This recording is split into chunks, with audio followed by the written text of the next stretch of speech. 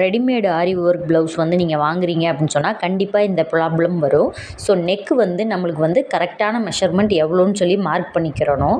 நான் வந்து 6.5 எடுத்திருக்கேன். ஸோ இதில் வந்து 8 இன்ச்சே இருக்குது. ஸோ இந்த மாதிரி எக்ஸஸாக இருக்கிறத வந்து நீங்கள் கரெக்டாக தையல் போக எவ்வளோன்னு சொல்லி மார்க் பண்ணிவிட்டு இந்த B7000 அப்படிங்கிற ஆரி ஒர்க் ஒட்டுறதுக்கான அந்த க்ளூவை எடுத்து நீங்கள் அந்த பீட்ஸ் மேலேயே கரெக்டாக இந்த மாதிரி கொஞ்சம் தடிமனாகவே நல்லா இந்த இதை வந்து க்ளூவை போட்டுருங்க.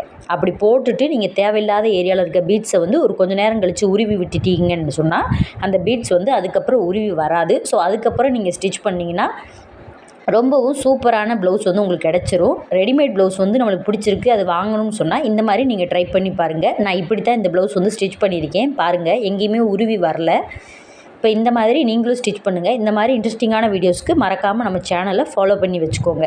வீடியோ பிடிச்சிருந்தால் மறக்காமல் ஒரு தம்ஸ் அப் கொடுத்துருங்க. இது மாதிரி ஹேண்ட்லேயோ பேக்லேயோ நீங்கள் ட்ரை பண்ணுங்கள். தேங்க்யூ.